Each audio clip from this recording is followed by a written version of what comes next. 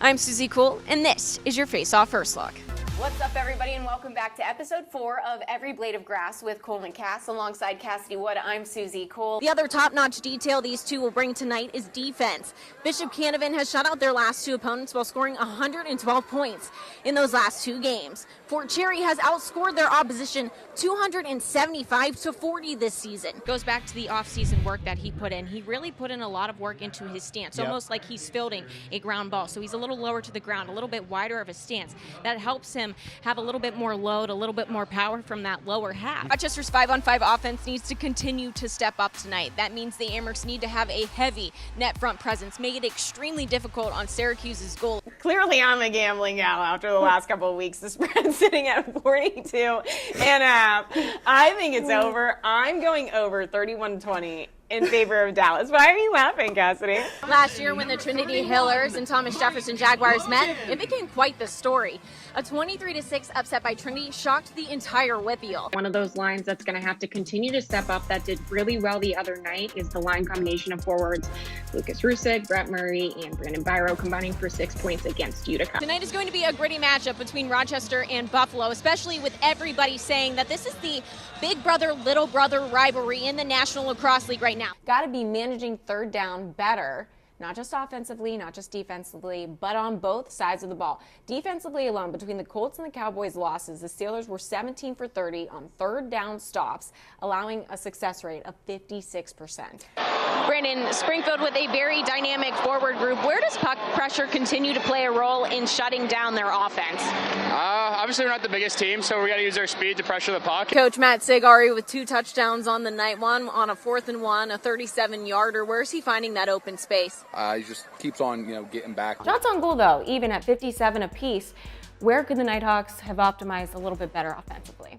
They're one of the best teams in the league and tough to play against. Coach, earlier this week you said it's all about forcing the hand of your opponent when it comes to CMU. Where can you better pressure them in the second half? Yeah, honestly, I'm glad the way our defense. Because I did tweet about it. Are you an acrobat in your second life with some of those saves that you make? No. Tyler, 6 touchdowns over the last 2 games, 3 here tonight, over 30 carries tonight as well. Where are you finding your groove offensively?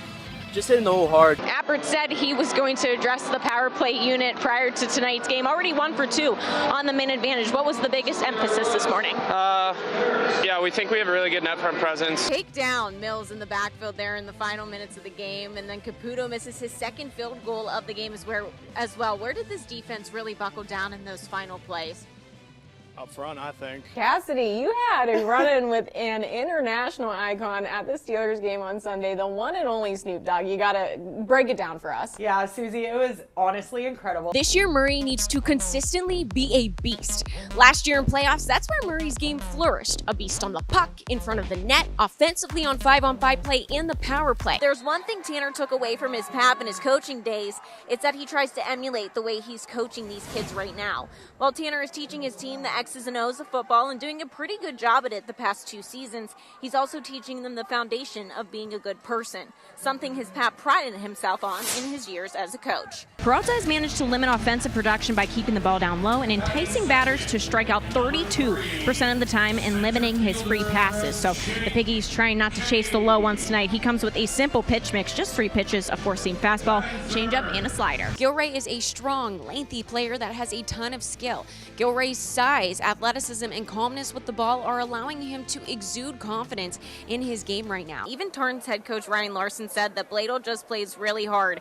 You don't see him take any plays off. He's not lazy. Bladel plays with a high motor. He plays physical on the line of scrimmage, and simply put, Bladel just plays football the way it's supposed to be played. Forward Jack Quinn. I mean, you look at the start that he had to this season, then he gets sidelined in December with mononucleosis, and then whenever he comes back, he plays in 2 games, makes his NHL debut, and then has a really great week with the Amherst. Nighthawks goaltender Rylan Hartley is one of 2 goaltenders in the National Lacrosse League right now that hasn't faced a loss yet this season. Not only is Justin Fields getting more comfortable with this Steelers offense, the offense is also getting more comfortable with Justin Fields in the way that he plays. Yes. And the Steelers have really done a good job at kind of stripping his mechanics from Chicago. The Nighthawks will have to put Panther City on their heels a little bit and be very efficient with getting the ball across the floor.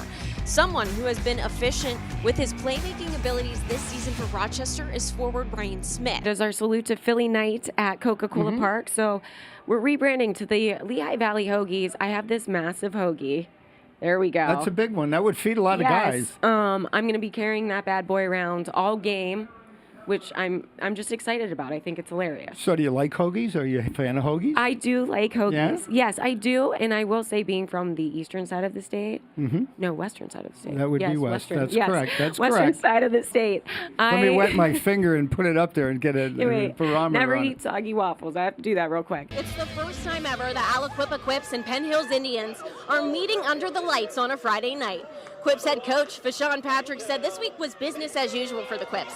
He just wants his team to go out there and perform. 4 p.m. on Sunday, the Steelers are taking on the Las Vegas Raiders. You can watch along with us. Go ahead and tweet at us, #EBOG, and we'll see you next week.